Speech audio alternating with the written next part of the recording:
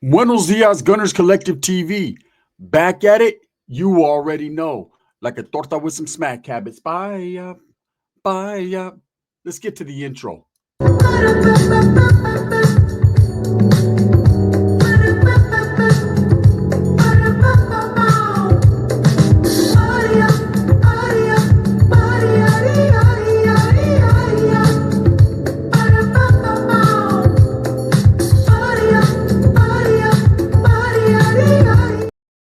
Welcome back. And if you haven't already hit that like and subscribe button, make sure you go ahead and do that. Put your notification bell on all so that way you're directed in the direction of the dope content that the gun stays kicking.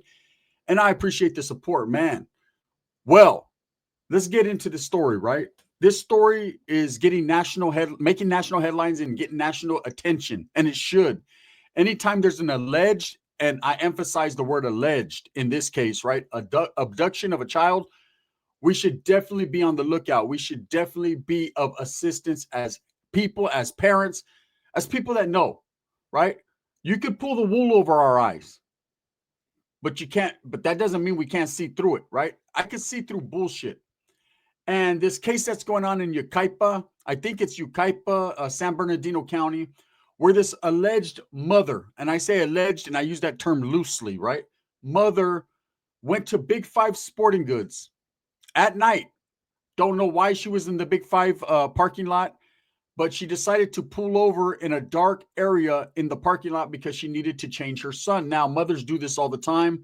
Usually, they'll take their kids if it's nighttime because they're pretty nervous about being out there by themselves with their child at night. They'll go inside the store. Most stores have changing stations or bathrooms where the mother could have some privacy and change their kid.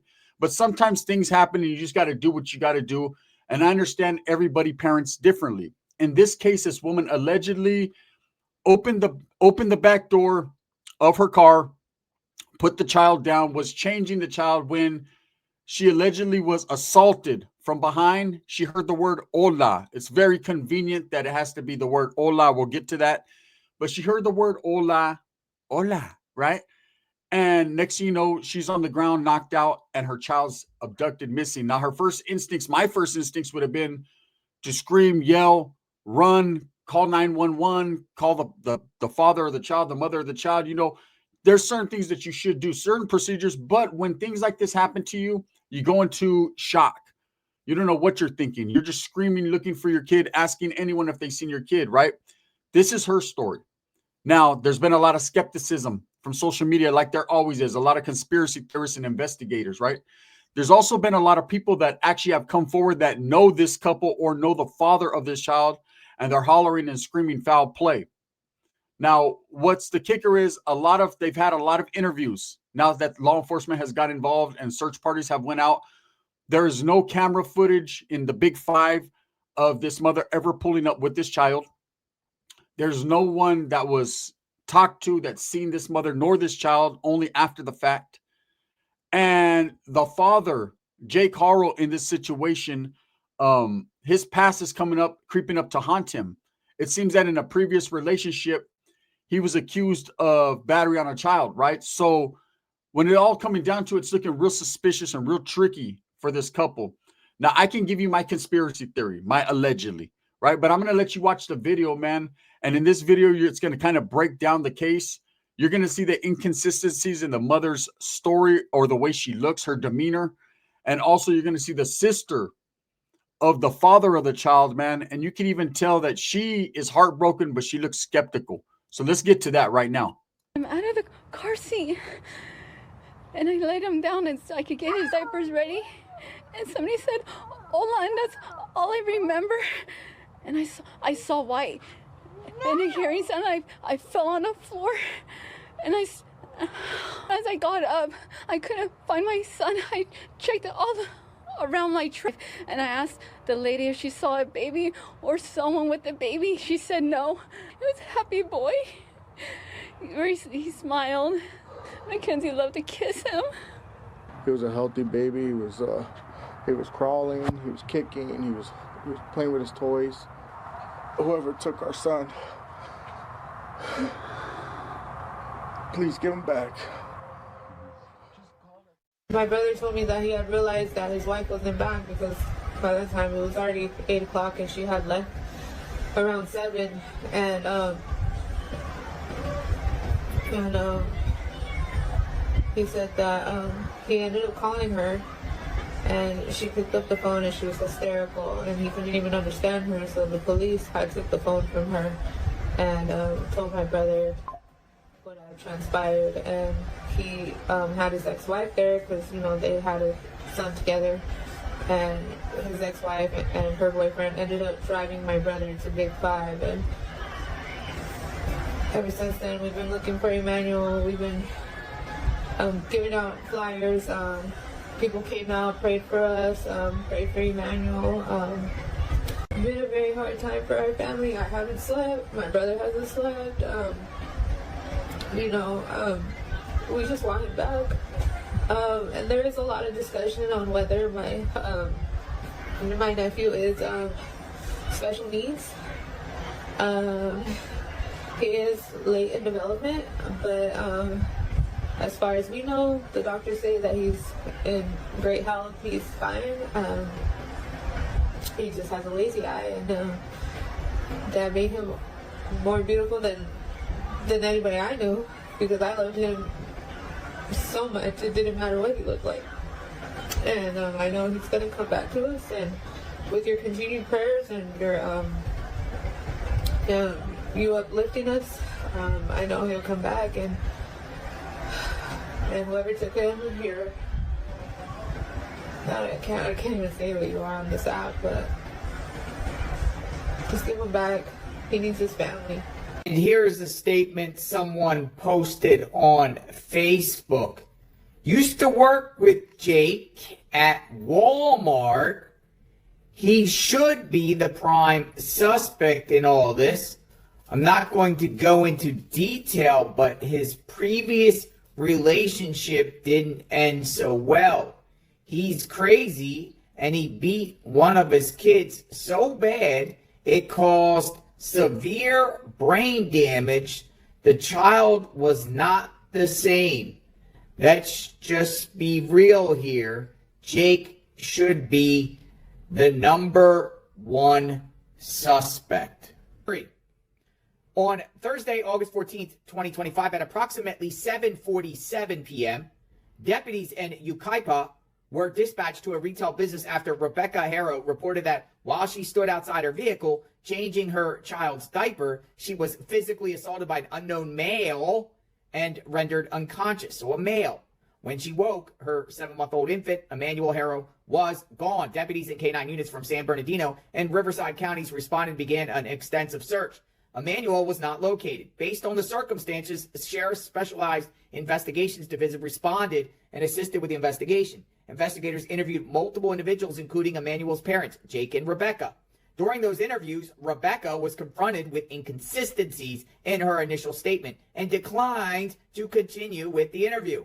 At this point in the investigations, investigators are unable to rule out foul play in the disappearance of Emanuel. So, the sheriffs are unable to rule out foul play. You know, we've heard many stories before and seen many people fabricate stories because of an accidental death, of something that went on in that household that they don't want to let anyone know. I can give you a theory.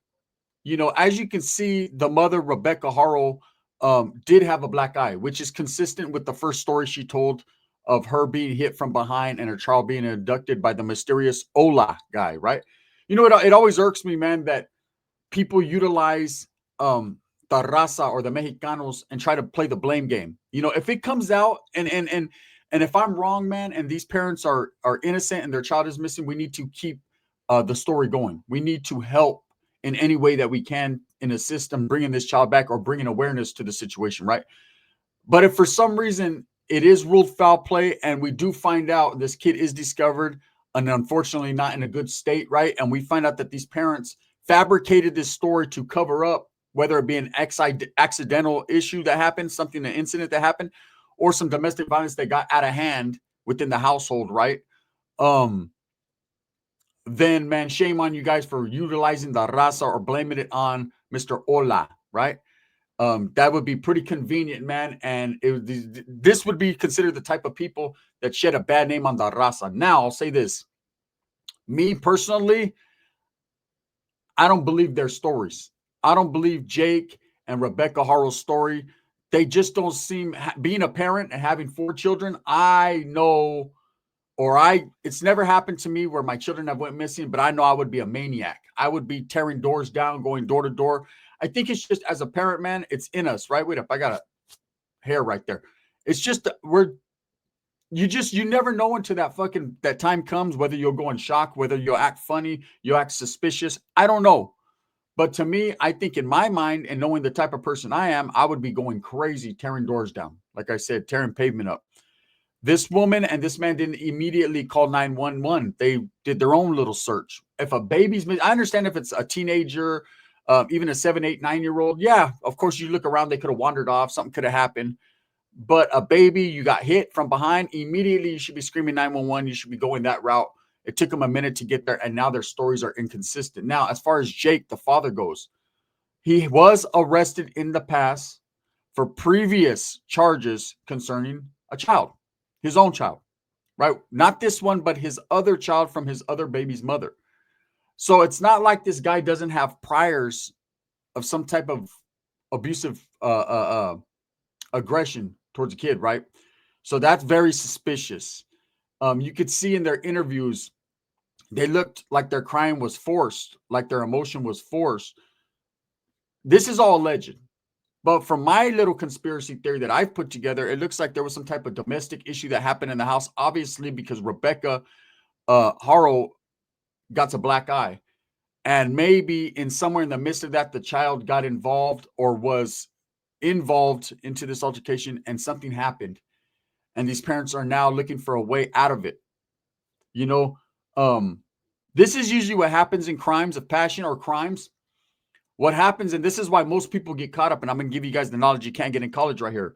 Most people get caught up because they return back to the scene of the crime, or they're the ones to alert the authorities to the crime in the first place because they're in a panic. They're not thinking straight. They're not real criminals, so they don't have a way of thinking that would assist them in plotting and planning. So they do the first thing. We got to let them know because our family is going to realize that our child is not here anymore. So what are we going to do? We're going to elaborate. Make this big old story up. And we're going to keep elaborating on it. And in doing so, man, your lies get caught up with your other lies and you get discovered. Now, these detectives, this investigation unit, they're not stupid. Okay. They've seen this time and time again. Anytime there's anything that happens to a kid, a child is abducted, there's foul play, they're found, their body's found. The first people that they're going to be suspicious of, that are going to be looked at as quite possibly the aggressors in the situation, are going to be the parents, the people closest to you. Okay. This being a 7-month-old child, of course, the mother, the last one seen with him, is going to be the first prime suspect. And the father, with the inconsistencies of his stories and the way that he proceeded within this investigation so far, he's going to be looked at, and then his past is never going to go away. Now, as far as the sister goes, the guy's sister, she looked pretty anguished. She looked like she was being real. But then again, man, this could be a situation where she's just trying to look out for her brother because they don't want to see her brother get caught up. Now, the mom in this situation, Rebecca Harrell, she looks like a broken woman to me. She looks like a woman that's living in a situation she doesn't want to be in. And I wouldn't be surprised if this investigation takes a cold turn and she ends up being the one to just spill the beans and say, he made me do it. He forced me. Now, don't get it twisted. That does not mean the father is guilty of anything, because the father was not the last one seen with this child or claiming to be with this child at the time. He says he's just a concerned father that wants his son back. Now, he has spoken about his son, Emanuel Harrell, in the past tense in a couple interviews. He was like this. He was like that. Usually, that's not even in your mind. Psychologically, as a parent, you'll never give up. You know, I'm going to tell you guys a quick story, man. It's going to blow your guys' mind. Believe it if you want. It's a little paranormal or not. But this is the way the story went, right? So I worked at the shop in the metal industry. Good shop, good people. Everybody was very close. Prior to me getting there, there was this guy. He worked in the office. He was like a mad genius with computers. He did all our sales. He did all our contacting clients. Like he had the good job. This guy had the plug. They gave him the country card, the country club card, so he can get into the golfing club. They gave him the Costco card. They gave him all the Zuzus, the Wham Whams. He got the company vehicle. Like he was making great money, and all he had to do was sit in the office and do his little computer thing. Now, at the same time, he got into that position because he was real good friends with the owner's son, and him and the owner's son worked side by side. I became very cool with the owner's son, very cool with the owner, very cool with this guy, right? And not cool enough where we kicked it outside of the job, but cool enough where we talked every day. He was a big rock and roll fan. I know a little bit of rock and roll music, so we chop it up about that. We just became cool. Well, one day I had to call in late because I had something to do with my daughter, something with her school. So when I came in, of course, I had called the secretary. She let him know. He put it down as I'm going to be late to let the other bosses know. So when I came in, we got to conversing about where I went, and I told him, oh, yeah, I was with my daughter. And he was like, oh, yeah, I got a daughter that's about the same age. Oh, that's cool. You know, two fathers talking about the kids. You're proud. He was proud. I was proud. That was that. So I started to notice that his pattern, you notice everybody's pattern. You know, when people go to break, when they go to lunch, what they're going to eat, where they're going to go. When you work in a smaller shop, this is how it goes, right? And I noticed about 2:30 to 3 o'clock, this guy would leave every day. And so one day, just out of the blue, I asked one of the bosses, which was his friend. I said, hey, where does the homie go every day? Like he disappears for like an hour. He says, oh, I don't know. You know what I'm saying? He just says that he has something to do during that time, and it's whatever. That guy kind of could come and go as he pleases. So one day I asked him, I see him, I'm like, hey, where do you go? He goes, oh, I go to pick my daughter up from school. I said, oh, that's right. Makes sense. You know what I mean? Maybe his old lady. I never knew about his old lady. Didn't know nothing about his past life. Just what he told me. All right, cool. You know what I'm saying? I shouldn't have even been inquiring. It's none of my business anyways. But, you get a little nosy and shit. And so the dude goes to MIA for about 3 months. People are noticing. People are talking. So I'm real cool with the boss's son. So I pull him to the side one day. I'm like, hey, bro, what happened to the homie? He just stopped coming to work. He said, look, we had to put him in we had to fucking actually put him where little Toro's at, right? We had to put him in a mental facility. I said, what happened, man? He said, did he ever tell you where he was going from 2:30 to 3? I said, yeah, he told me he was going to pick his kid up from school. Why? What's up? He said he wasn't picking his kid up from school. And I said, oh, shit, foul play, right? What was flag on the play? What was this guy doing? Was he fucking going to meet his boyfriend, or what the hell was he doing, right? He said, man, this dude was going in front of the kid's school, just sitting there for an hour, right? And then coming back to work. And I was like, why? And he goes, bro, his kid's been passed away for about 5 years now. I said, what? This guy couldn't give it up, right? He still was going back every day to pick his kid up. Like in his mind, he never gave up on his kid, and it messed his mind up. He ended up having to go to a facility. He ended up coming back. He was never the same again. He had a man bun and shit. I was like, oh man, this guy's different. The moral to that story is parents never give up on their children, no matter what. Parents that really love their kids. These two parents, Rebecca Harrell and Jake Harrell, don't seem like those type. They seem like they're putting on a front. Okay. And I could be totally wrong, man. And if I am, hopefully I am. And these are good parents, man, that are just looking for their child. And hopefully they are reunited with their child. But to be totally honest with you, man, I don't see that happening. In most cases, if your kid is snatched up, and this happened in San Bernardino County, closer, the lower you get to Southern California, the closer you get to the border. And if it was Mr. Ola, then unfortunately that kid probably will never be seen again, because I don't even want to get into the details or the intricacies of what's going on with children nowadays, right? Let's keep this kid in our prayers. Let's stay on the lookout. Be vigilant if you're in the area of San Bernardino County. If you see anyone with this child, be smart in what you do. Don't approach the people. You know what I'm saying? Don't make a mess bigger than it already is. And as far as these parents, I'm sure if the sheriffs didn't rule out foul play, and if the sheriffs don't believe their stories are probably fucking unbelievable.